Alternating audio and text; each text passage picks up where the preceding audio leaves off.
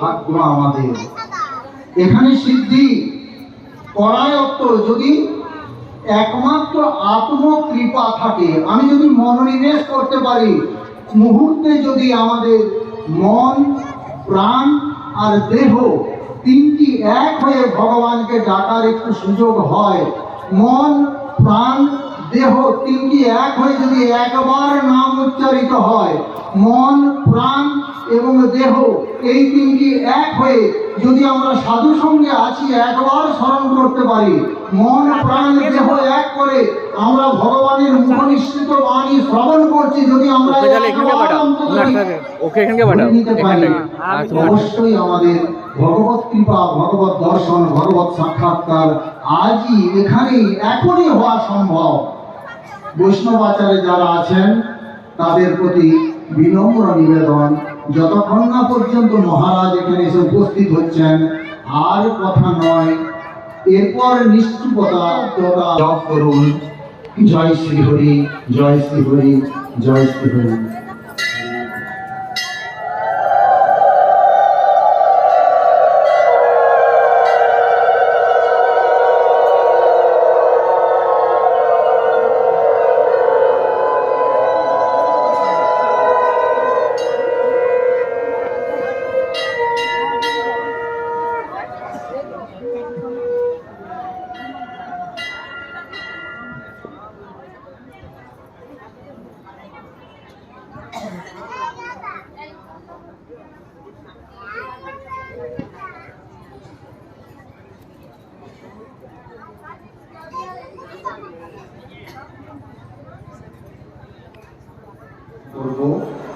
সকলেই সমবেত কণ্ঠে হরে কৃষ্ণ নাম শুরু করুন। হরে কৃষ্ণ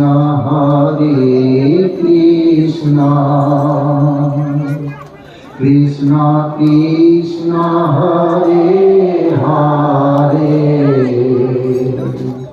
হরে রাম রাম, রাম রাম হরে হরে,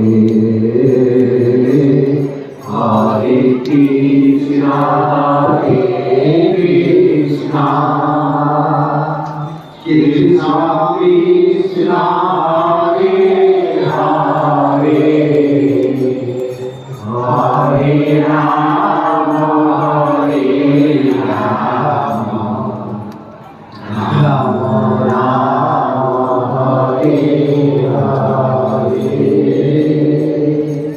হরে কৃষ্ণ কৃষ্ণ কৃষ্ণ কৃষ্ণ হরে হরে, হরে রাম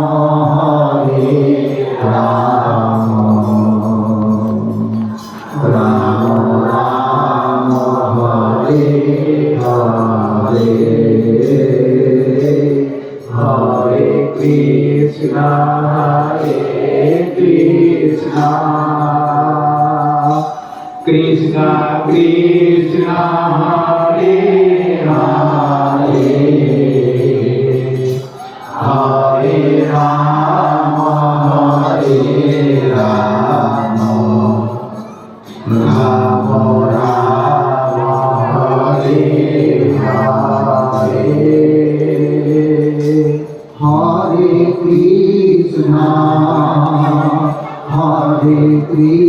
কৃষ্ণ কৃষ্ণ কৃষ্ণ হরে হরে,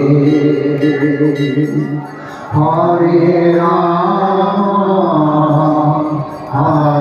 রাম রাম রাম হরে হরে, হরে ক্যামেরা দিয়ে যাও, চার্জটার কিছু নাই, আধ ঘন্টার সাথে ডাউন হয়ে যাচ্ছে। ক্যামেরার চার্জটার কিছু না, আধ ঘন্টা ডাউন হয়ে যাচ্ছে।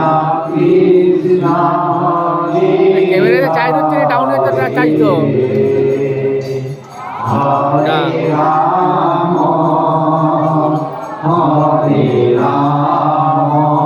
আরম্ভ তো করেন এখনো।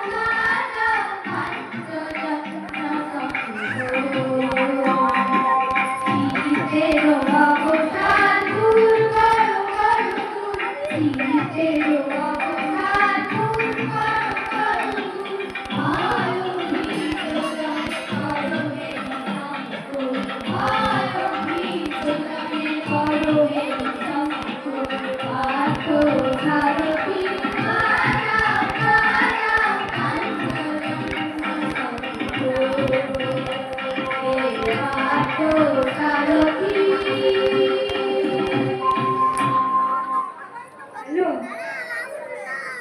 প্রতিষ্ঠা দিবস, সেই উপলক্ষে নবরাত্রি ব্যাপী অখণ্ড হরিনাম মহাযজ্ঞ, তার সঙ্গে আজকে 1000 কণ্ঠে গীতা পাঠ, শিবরাত্রি উপলক্ষে এই উৎসব। আমি প্রথমবার এখানে এসেছি, খুবই আপ্লুত আজকের আয়োজনে এবং এই গীতা পাঠ করবার জন্য এত অগণিত মানুষ বসে রয়েছেন। আমরা প্রথমে আগে গীতা পাঠ দিয়ে আজকের এই কার্যক্রমের যে মূল অনুষ্ঠান সেটা আমরা এগিয়ে যাব। সকলের হাতেতেই একটা এরকম হলুদ কাগজ আছে, সেইখানে শ্রীমদ্ ভগবদ গীতার একটি অধ্যায়, 12 অধ্যায়, যাকে নামাঙ্কিত করা হয়েছে ভক্তি যোগ বলে, সেই অধ্যায়টি আমরা পাঠ করব। আমি প্রথমে একটু বলবো, তারপরে সেটা আপনারা অনুসরণ করে বলবেন, এই করে আমরা ধীরে ধীরে পাঠ করব। সকলেই কাগজে যে লেখা আছে সেই লেখার উপরে নজর রাখবেন এবং মাত্র 20টি শ্লোক আছে এই অধ্যায়তে, সেটা আমরা ধীরে ধীরে পাঠ করব। প্রথমে আমরা সকলে হাত জোর করে 3 বার উচ্চারণ করব। ওম নমো ভগবতে বাসুদেবায়। বলুন।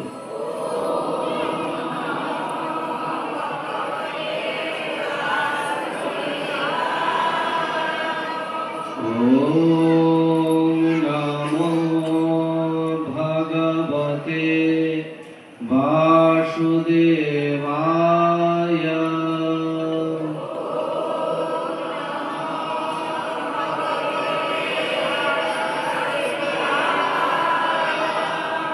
ওম নমো ভগবতে বাসুদেবায়।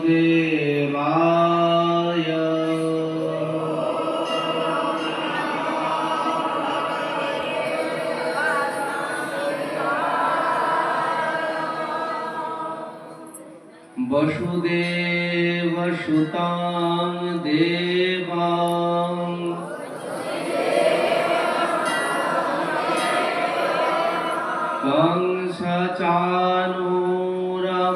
কংসচাণূরমর্দনং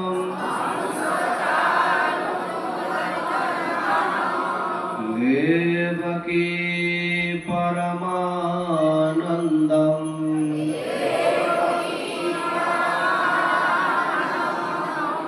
কৃষ্ণং বন্দে জগদ্গুরু।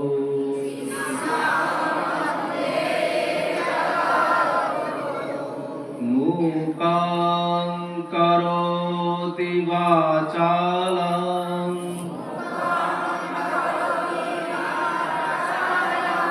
পঙ্গুং লঙ্ঘয়তে গিরিম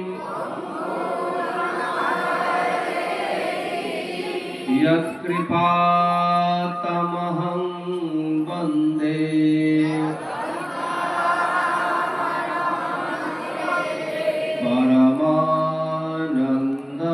परमानन्दमाधवम्।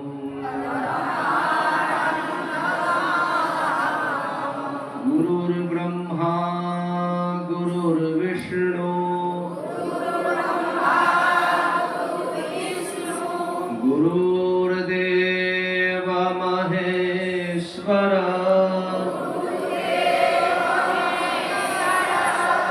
गुरु साक्षात् परं ब्रह्म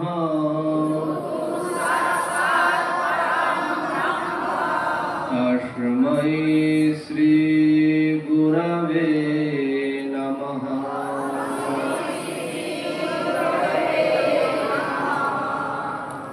এবার আমরা দাদা দ্বাদশ অধ্যায়টা পাঠ করব।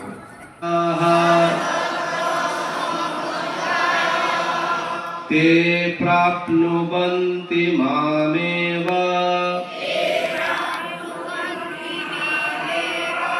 সর্বভূত হিতে রতাঃ ক্লেশোऽধিকতরস্তেষাम्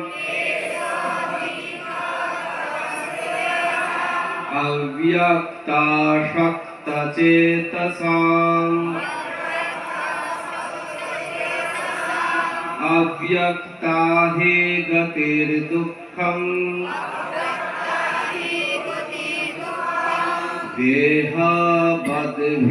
देहवद्भिरवाप्यते ये तु सर्वाणि कर्माणि मयि सन्न्यस्य मत्पराः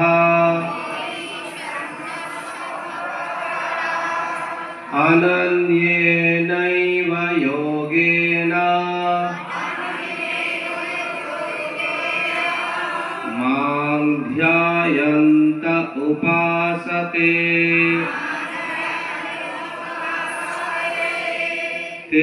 तेषामहं समुद्धर्ता मृत्यु संसारसागरात्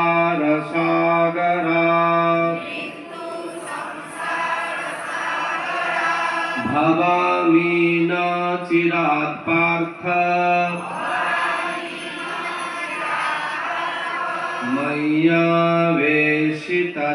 मय्यावेशितचेतसाम् मय्येव मन आधत्स्व मयि बुद्धिं निवेशय निवसिष्यसि मय्येव अत ऊर्ध्वं न संशयः अथ चित्तं समाधातुं न शक्नोषि मयि स्थिरम्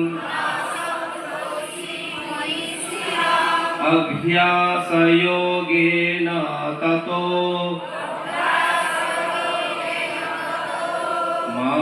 मामिच्छाप्तुं धनञ्जय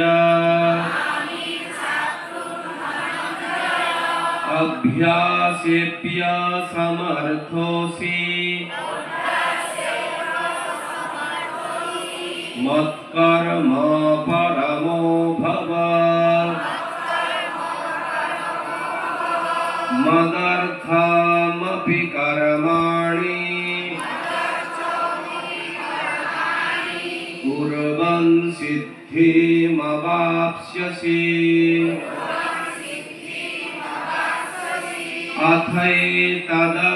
अथैतदप्यशक्तोषि कर्तुं मद्योगमाश्रिताः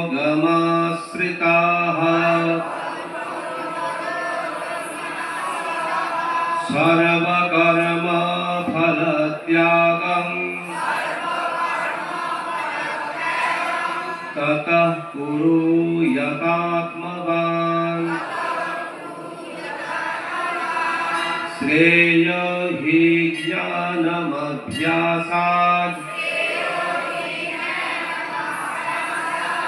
ज्ञानात् ध्यानं विशिष्यते ध्यानात् कर्म फलत्यागस् त्यागात् शान्तिरनन्तरम्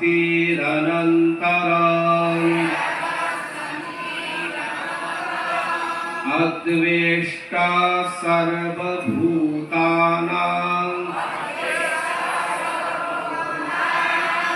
मैत्रः करुण एव च निर्ममो निरहङ्कारः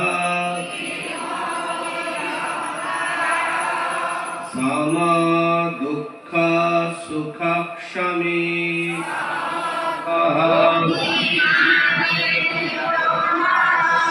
ये तु धर्मामृतमिदं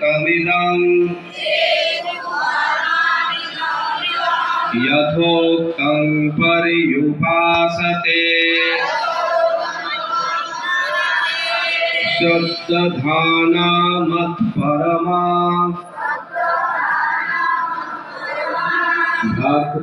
भक्तास्तेऽतीव मे प्रियाः। ॐ तत्सदिति श्रीमद्भगवद्गीतासु उपनिषत्सु चराचरं तत्पदं दर्शितं येन तस्मै श्री गुरवे नमः।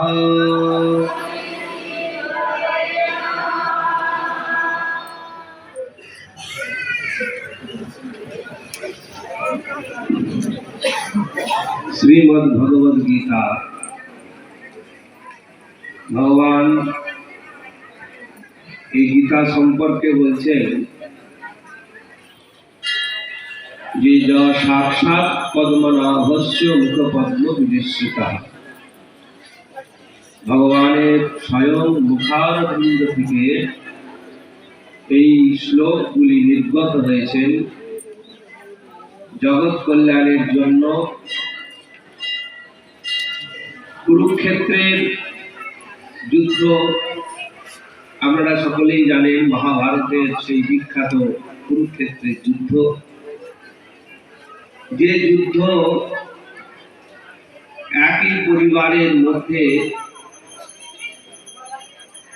দুই পক্ষ যুদ্ধে অবতীর্ণ হল। আমরা এই দুই পক্ষের নাম দিয়েছি, এক হলো পাণ্ডব পক্ষ, এক হলো কৌরব পক্ষ। ভারতবর্ষের তৎকালীন যে সমাজ ব্যবস্থা, সেই সমাজ ব্যবস্থায় ধৃতরাষ্ট্রের পুত্র দুর্যোধন সে দাবি করে বসল যে সমগ্র হস্তিনাপুরের যত রাজ সম্পত্তি আছে সব অধিকার আমার। ধৃতরাষ্ট্রের ছোট ভাই পাণ্ডু, যিনি পূর্বেই রাজ্যাভিষিক্ত হয়েছিলেন এবং তার অকাল মৃত্যু হয়ে যাওয়ার কারণে ধৃতরাষ্ট্র রাজ সিংহাসনে আসীন হলেন। কিন্তু একটা প্রতিজ্ঞা ছিল, মাতা সত্যবতী একটা প্রতিজ্ঞা করিয়েছিলেন যে যখন এই পাণ্ডুর পুত্ররা উপযুক্ত হয়ে যাবে তখন তাদের প্রাপ্য অধিকার তুমি দিও। ধৃতরাষ্ট্র নিজের পুত্রের মোহে অন্ধ হয়ে, একে তো অন্ধ ছিলই, তার উপরে মোহরূপ অন্ধ তাকে গ্রাস করল। সে অস্বীকার করল তার সম্পত্তি, অর্থাৎ হস্তিনাপুরের সম্পত্তি পাণ্ডব পুত্রদের ফিরিয়ে দিতে। কিন্তু যেহেতু রাজ সিংহাসনে বসে আছেন, তাই পুরোপুরি অন্যায় না করে তিনি সেই সম্পত্তিকে অর্ধেক ভাগ করলেন। অর্ধেক ভাগ দিলেন পাণ্ডব পুত্রদের, আর অর্ধেক ভাগ দিলেন তার নিজ পুত্রদের। কিন্তু দুর্যোধন তিনি এই বিভাজনে সম্মত ছিলেন না। ছলে বলে কৌশলে সে চেষ্টা করতে লাগলো যে কিভাবে সমগ্র সম্পত্তি সে অধিগ্রহণ করে।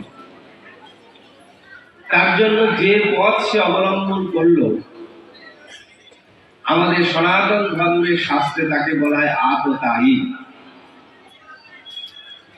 অগ্নিদ গরদশ্চৈব শস্ত্র পাণি ধনাপহ। যারা বাড়িতে আগুন লাগাবার চেষ্টা করে বা লাগায়, যারা গোপনে শত্রু মনকে বিষ পান করায়, যারা পেছন থেকে অস্ত্র ধারণ করে হত্যা করতে চায়, আর যারা ছলে বলে কৌশলে প্রাপ্য ধন সম্পত্তি হরণ করে নেয়, যারা স্ত্রী লোকেদের অপমান করে এবং যারা ভূমি হরণ করে নেয়, শাস্ত্রে এদের ছয় প্রকার অপরাধ বলেছে এবং এটি বলা হয়েছে আততায়ী।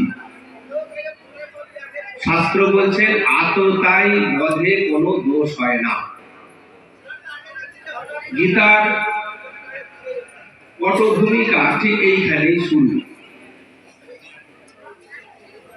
এক পাশাখানাকে কেন্দ্র করে পাণ্ডবরা সমস্ত সম্পত্তি হারিয়ে ফেলল। ছলে বলে কৌশলে দুর্যোধন, দুঃশাসন, শকুনি তারা পাণ্ডবদের যে সুরম্য রাজধানী নির্মাণ করেছিলেন ইন্দ্রপ্রস্থ তা হরণ করে নিল। এমনকি তার স্ত্রীকেও পর্যন্ত দাসী করবার জন্য প্রস্তাবিত করল।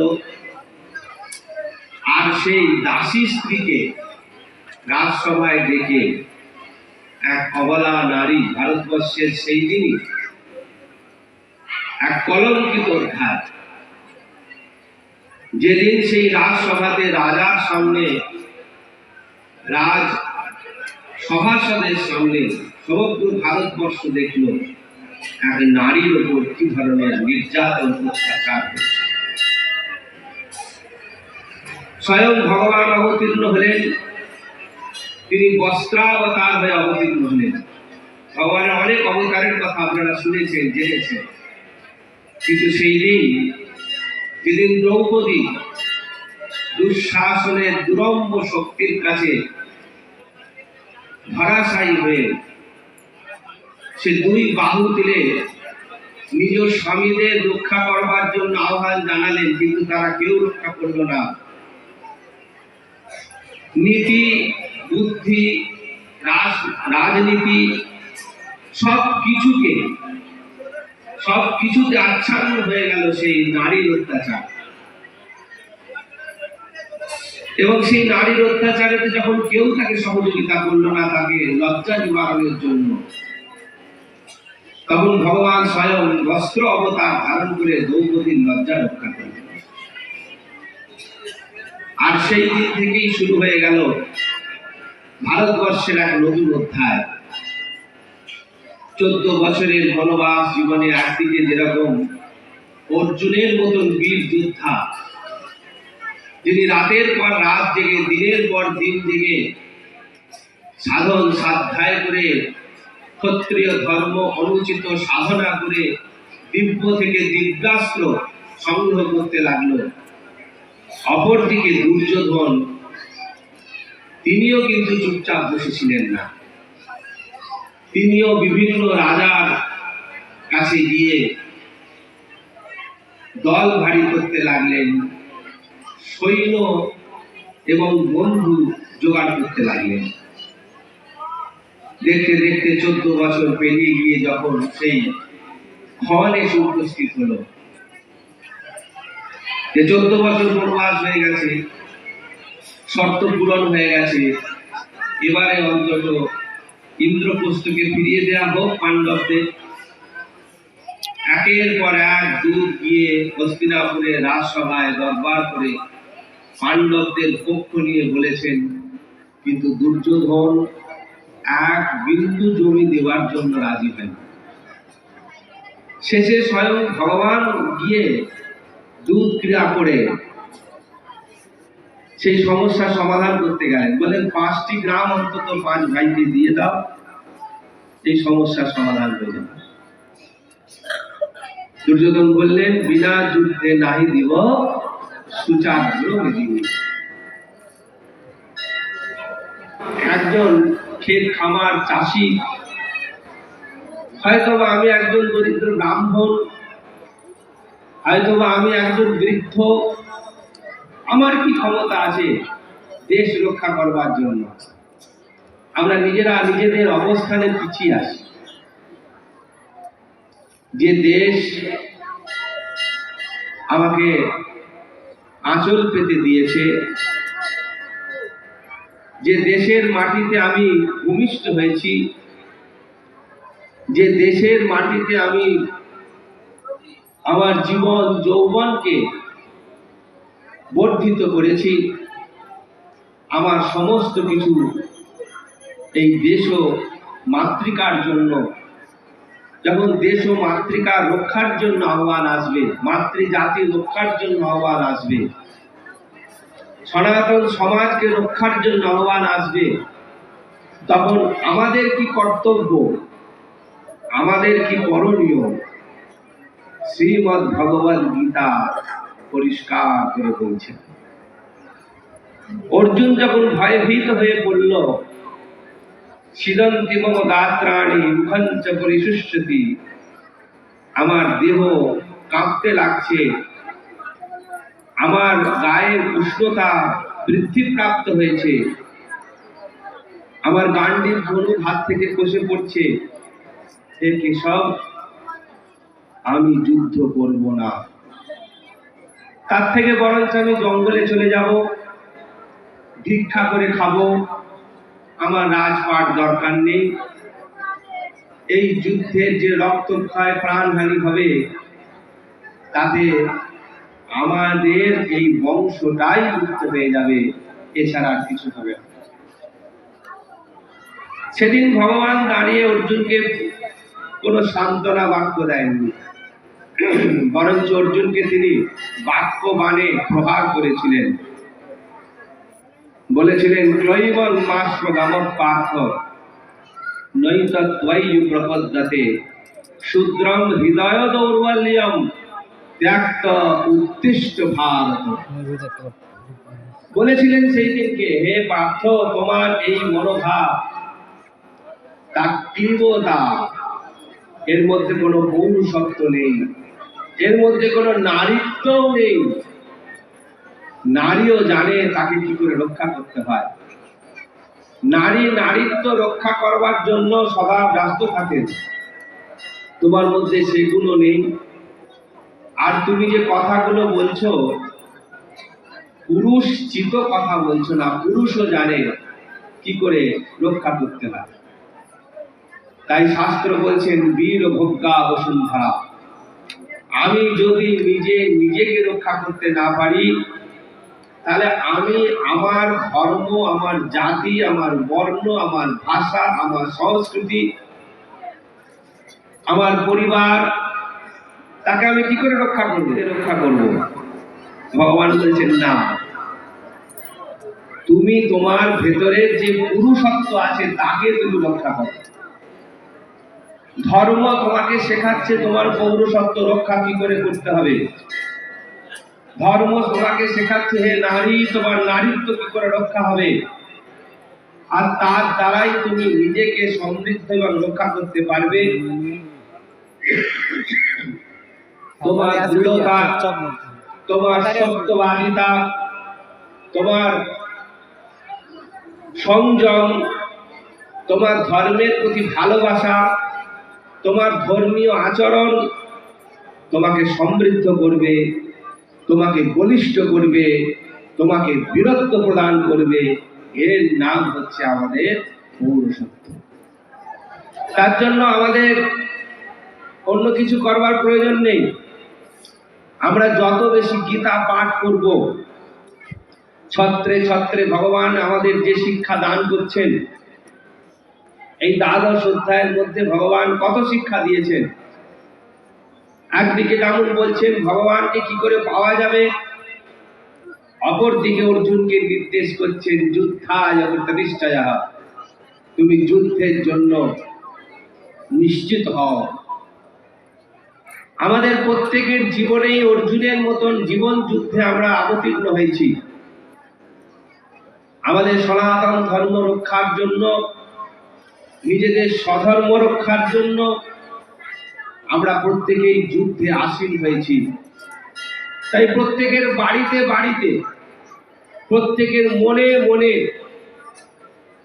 আমরা ধার্মিক চরিত্রের মধ্যে আছি কিনা নিজেকে সবসময় অনুধাবন করতে হবে। আমার ভেতরে কোনো পাপ সঞ্চারিত হচ্ছে কিনা, আমার ভেতরে কোনো লোভ সঞ্চারিত হচ্ছে কিনা, আমার মধ্যে অযথা ক্রোধ সম্পাদিত হচ্ছে কিনা, আমরা নিজেরা বিবাদে লিপ্ত হয়ে যাচ্ছে কিনা, এগুলো আমাদের সব সময় নিজেদের লক্ষ্য রাখতে হবে। এই হলো আমাদের নৈতিক চরিত্র গঠন। আর আমাদের বাড়িটা একটা সনাতনী বাড়ি কিনা এটা আমাদের লক্ষ্য রাখতে হবে।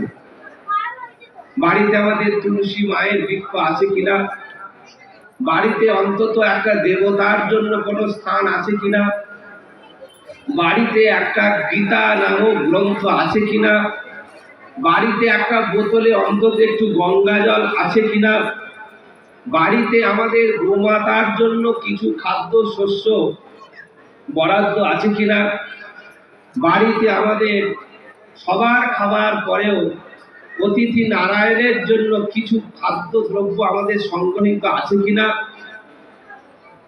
আশ্রম মঠ মন্দির সেখানে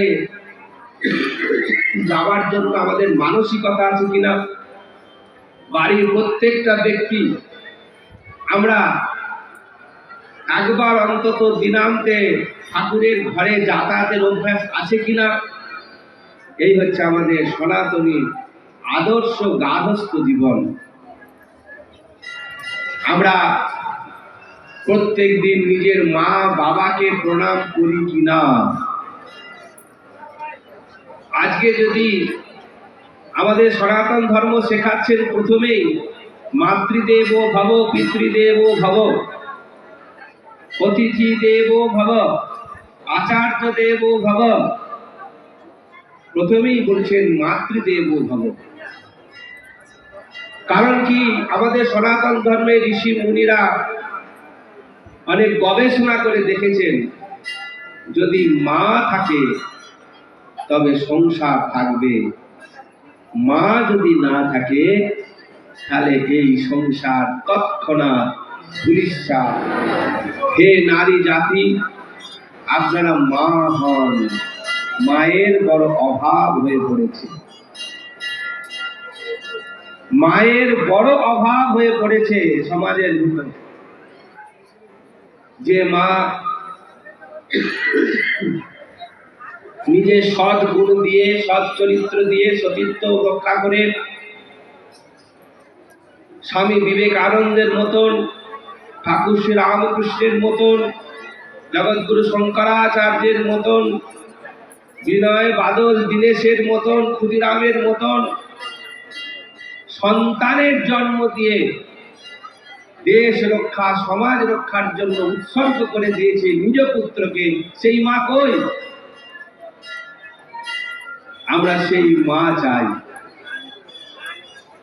আমরা সেই মায়ের কাছে যেতে, সেই মায়ের কাছে প্রার্থনা চাই যে কেবলমাত্র নিজ গৃহ নিজের স্বার্থ রক্ষা করবার জন্য পুত্র সন্তান নয়, আপনারা সেই সুসন্তান, সন্তান তো প্রত্যেক জীবেরই হয়, প্রত্যেক পশু পাখিরও সন্তান হয়, তাহলে মানুষের সন্তানের মানুষ কি হচ্ছে কি, সেটা দায়িত্ব কার? মায়ের। মানুষ হয়ে যদি মানব ধর্মকে রক্ষা করতে না পারে, সেই সন্তান সুসন্তান হয় না, কুসন্তান হয়। সেই জন্য মায়েরা তাদের মাতৃত্ব দিয়ে সুসন্তান তৈরি করুন। যখন এই মায়েরা নিজ স্বার্থে সন্তানকে লালন পালন করবেন, তখন সেই সন্তান আর সুসন্তান থাকবে না। হয়তোবা হতে পারে সে জজ ব্যারিস্টার হলো, হয়তোবা উচ্চ শিক্ষায় শিক্ষিত হলো, হয়তোবা বিদেশ যাত্রা করলো, কিন্তু দেখবেন সে একদম একটা স্বার্থবাদী মানুষ হয়েই সমাজে রয়ে গেল। তাহলে আমার এই ধর্ম রক্ষা, আমার এই দেশ রক্ষা, আমার সমাজ রক্ষা কার দ্বারা সম্পন্ন হবে? সেদের দেওয়া হয়েছে। বিশ্বের কোন ধর্ম এত বড় মাতৃ জাতিকে পূজা করে না। সনাতন ধর্ম একমাত্র প্রথমেই মাকে স্থান দিয়ে বলেছেন মাতৃদেবো ভব। আপনার সুসন্তান কি করে তৈরি করবেন তার একটা ছোট্ট কথা বলি। আপনি আপনার পুত্র বা কন্যা সন্তান তাদেরকে এটা শেখাবেন, ঘুম থেকে উঠে মুখ ধুয়ে আগে যেন নিজের মাকে প্রণাম করে। ঠাকুর দেবতা পরে প্রণাম করবে, আগে যেন নিজের মাকে প্রণাম করে। আপনারা ভাবছেন যে আমি কেমন, আমি কেই বা যে আমাকে প্রণাম করবে? আপনি নামধারী যেই হন না কেন, আপনি জানবেন আপনি একটা পোস্ট হোল্ড করছেন। যেমন আমরা এই গৈরিক কাপড় পরেছি, গৃহত্যাগ করেছি, সন্ন্যাস ধর্মে ব্রতী হয়েছি, তাই আপনারা আমাদের শ্রদ্ধা করে বলেন ইনি একজন সাধু মহারাজ, ইনি একজন সন্ত সন্ন্যাসী। সেরকম আপনারাও যখন গৃহস্থ ধর্মে প্রবেশ করেছেন, অগ্নিকে সাক্ষী করেছেন, সন্তানের জননী হয়েছেন, তখন আমাদের মতন আপনারাও কিন্তু একটা পোস্ট হোল্ড করছেন, তার নাম হচ্ছে মায়ের পোস্ট। সাধু সন্ত একসঙ্গে 1000 কুম্ভ মেলায় দেখলেন লাখো লাখো সাধু। আমরা এক বাক্যে বললেন কত সাধু যাচ্ছে, আর আমরাও এক বাক্যে এখানে বসে এতগুলো মাকে দেখে বলি মায়েরা সব বসে আছে। তাহলে আপনাদের তো একটাই নাম হলো, লোক আপনারা 1000 জন আছেন, নাম একটাই, আপনারা মা। সেই জন্যে মায়েদের প্রণাম করতে সন্তানদের প্রথমে শেখাতে হবে। আর মায়ের চরণেই শাস্ত্র বলছে সমস্ত তীর্থের বাস। সেই জন্যে সন্তানের যদি প্রকৃত মঙ্গল চান, তাহলে মাকে প্রণাম করতে শেখাতে হবে।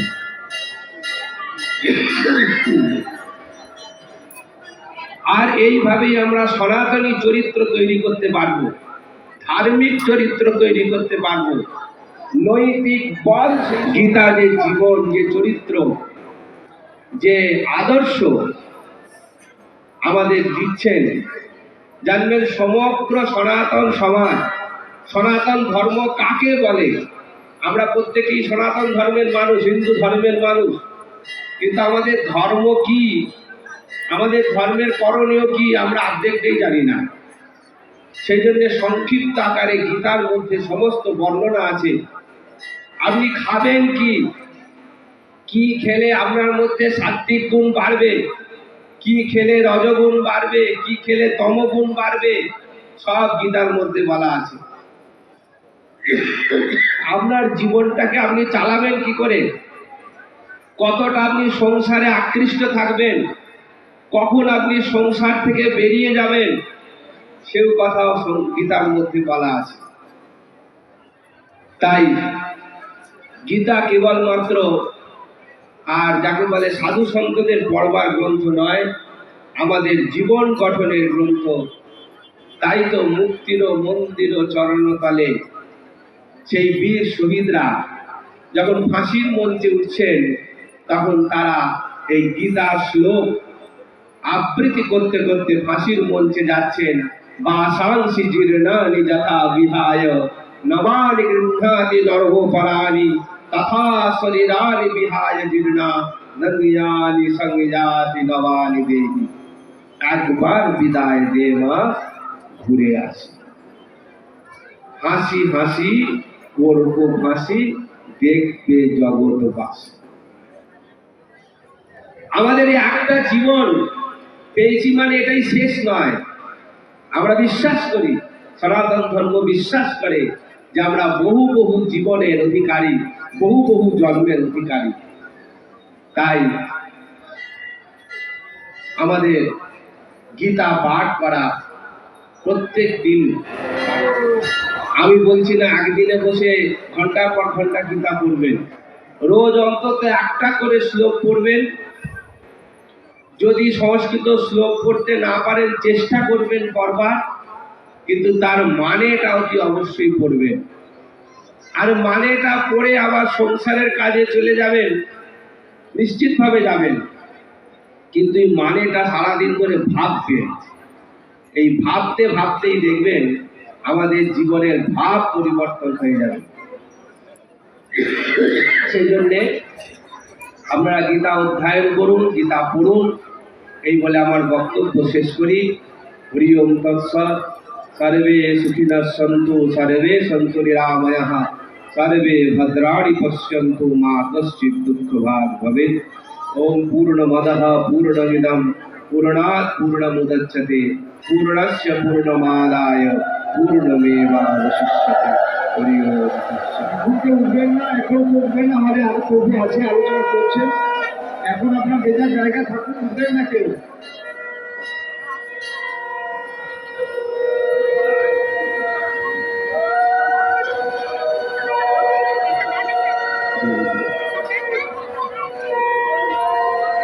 কেউ স্থান ত্যাগ করবেন না। আমাদের হারিমারা ওঙ্কারেশ্বর শিব মন্দিরের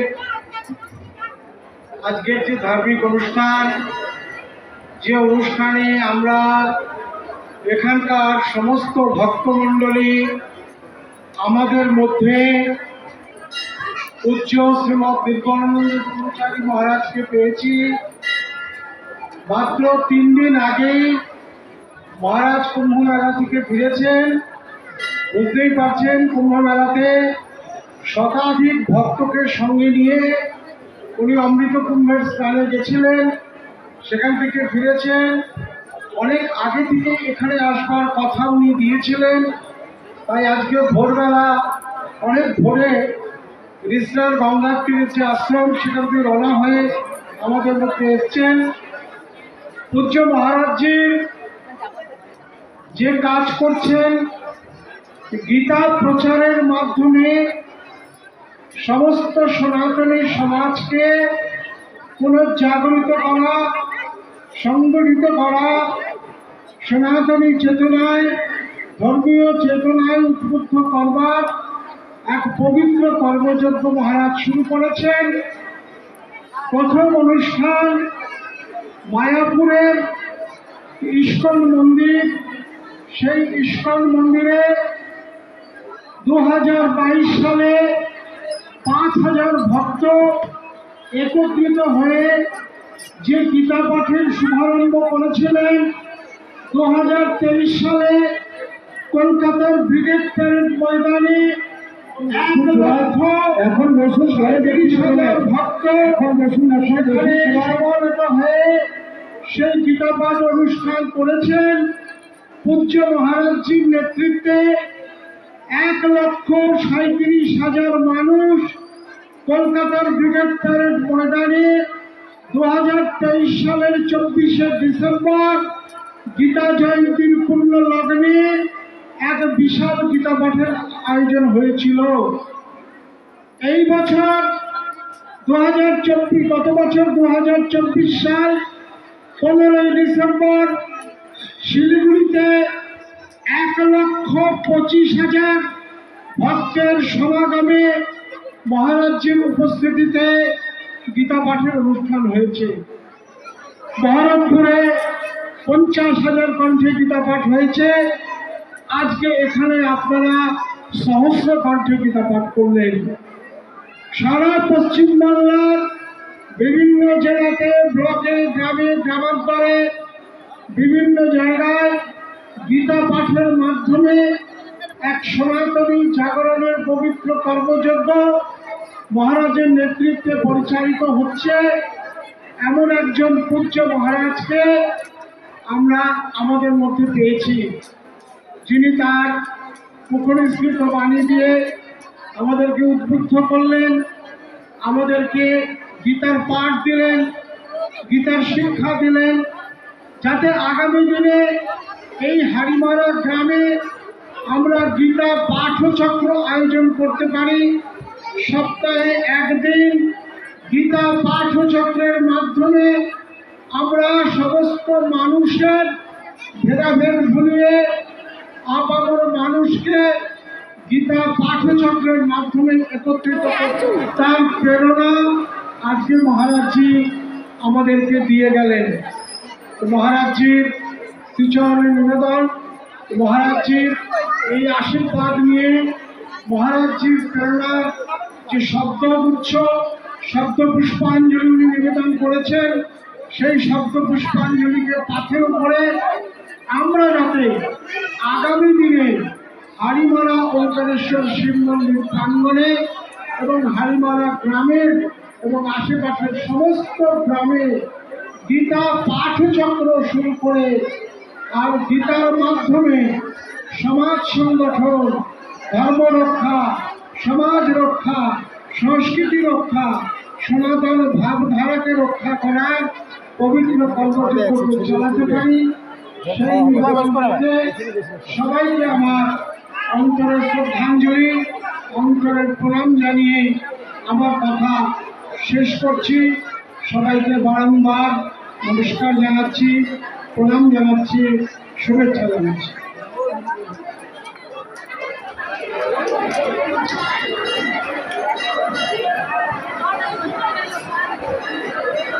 ভক্তদের উদ্দেশ্যে জানাচ্ছি, আপনারা কাল থেকে উপবাসে আছেন। এখানে সকলের সেবার ব্যবস্থা হয়েছে। কিছুক্ষণ পরে আপনারা সেবায় অংশগ্রহণ করবেন। আমাদের কার্যকর্তারা সব ব্যবস্থা করে রেখেছেন, আপনারা একটু ধৈর্য ধরুন।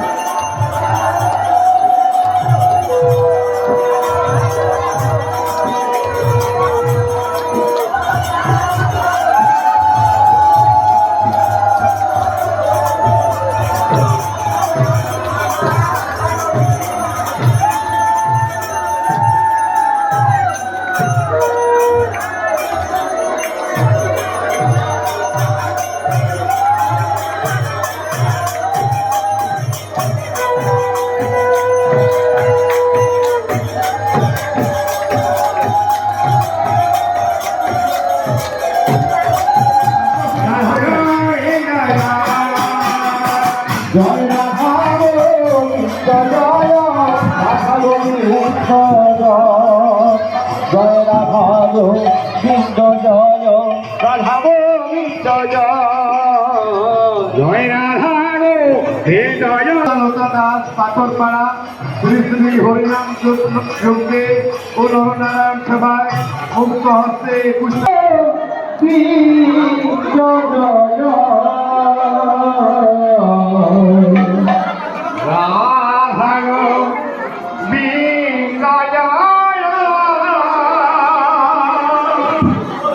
জয় রাধা গোবিন্দ জয়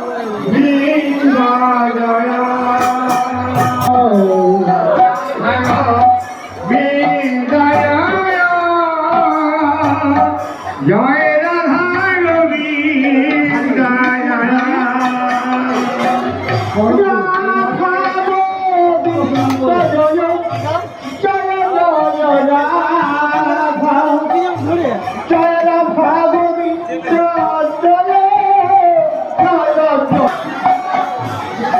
গোবিন্দ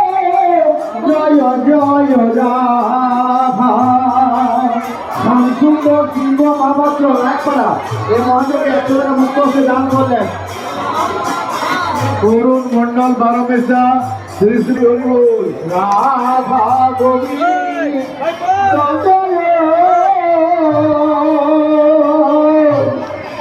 জয় রাধা গোবিন্দ জয় রাধা গোবিন্দ জয় জয় রাধা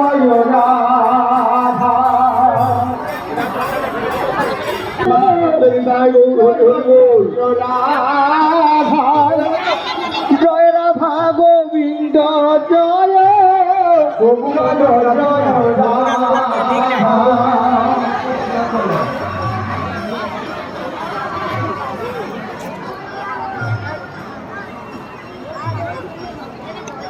রাধা রানী গড়াই জোড়াবাদ রাধা রানী গড়াই জোড়াবাদ মহাদেবী 3 টাকা মুক্ত দান করলেন রাধা গোবিন্দ জয়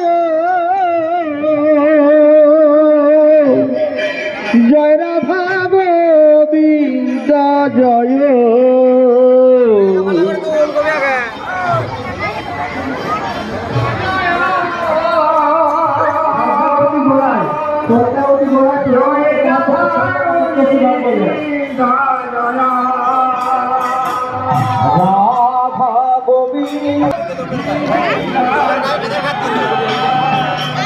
জয় রাধা গোবিন্দ জয় জয় রাধা গোবিন্দ জয় শ্রী শ্রী হরিনাম রাধা গোবিন্দ জয় জয় রাধা গোবিন্দ জয় রাধা গোবিন্দ জয় হাতি গোসাল শ্রী শ্রী হরিনাম মহাযোগে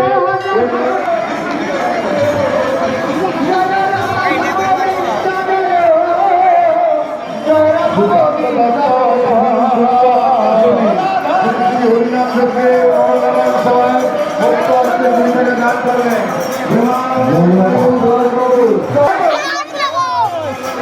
জয় রাধা গোবিন্দ জয় রাধা গোবিন্দ জয় জয় জয় জয় রাধা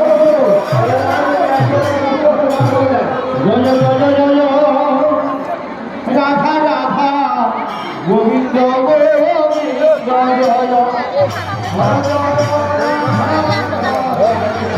গোবিন্দ জয় গোবিন্দ গোবিন্দ জয়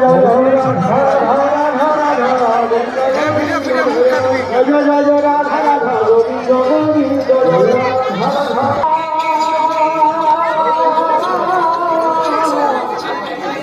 Hãy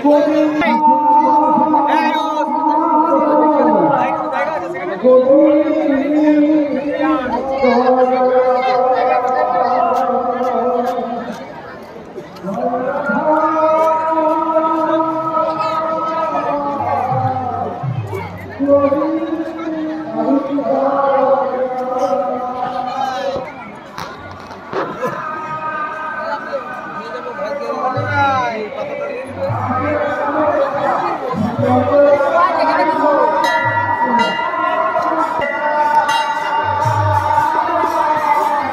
kênh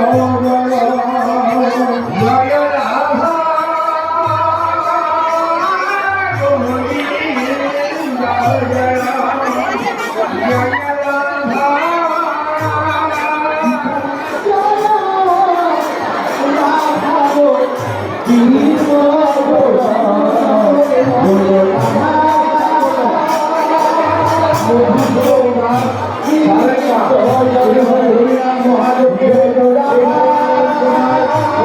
để không bỏ lỡ